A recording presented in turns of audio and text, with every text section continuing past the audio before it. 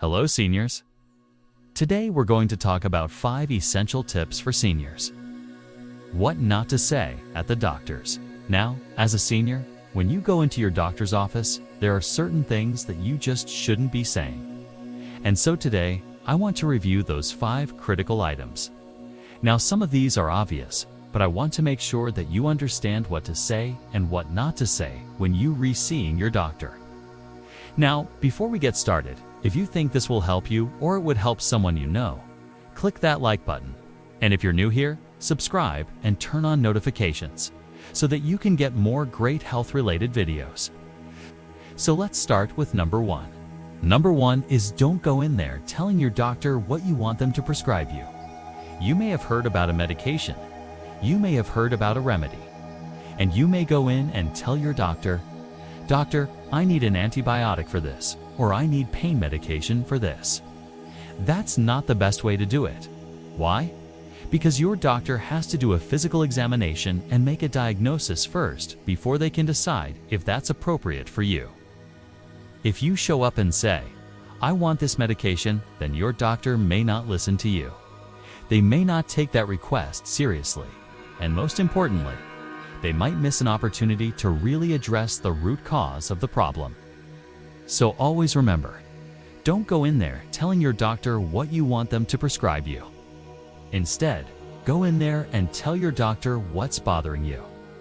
Tell them your symptoms, tell them your concerns, and allow your doctor to make a determination of what the right prescription, whether it's medication, whether it's physical therapy, chiropractic care, acupuncture, whatever it is. If it's the right fit for you. Number 2, don't try to downplay your symptoms or minimize them. Now, why would you want to do that? Well, sometimes you may feel that your problems are big enough. Or do you want to bother your doctor or other members of the medical team by sharing very sensitive information? But you really need to be open and honest when you're re-talking to your doctor about your symptoms.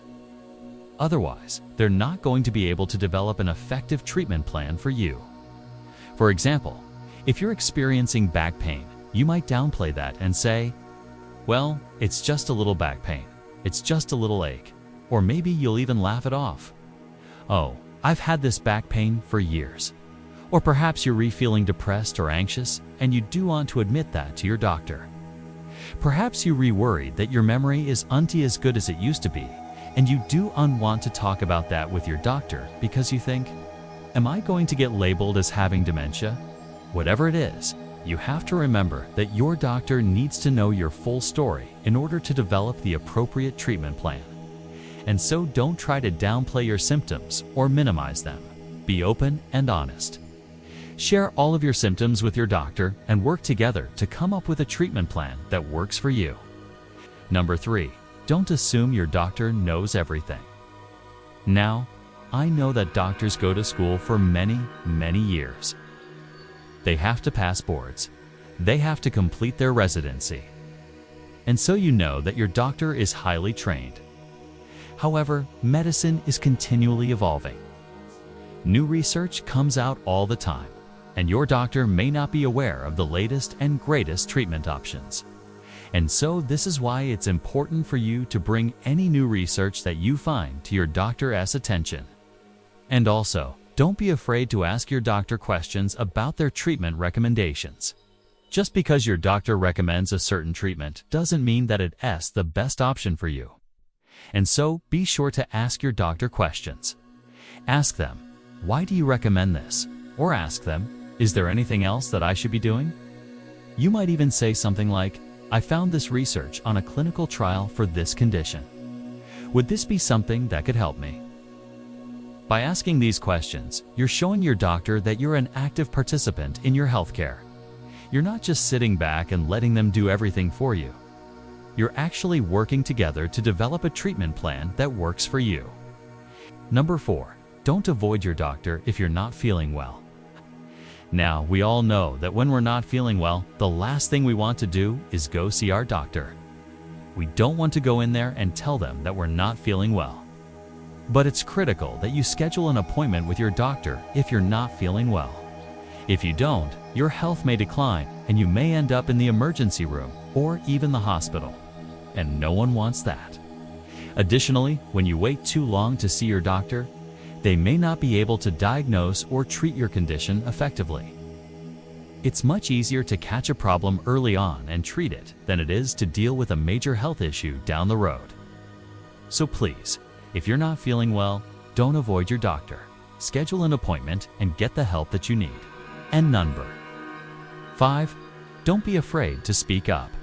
Now, this is especially important if you're re-seeing a specialist or a doctor that you've never seen before. If you're going into a specialist, chances are that you're going to be seeing physician assistants and nurse practitioners who are going to be working under that specialist.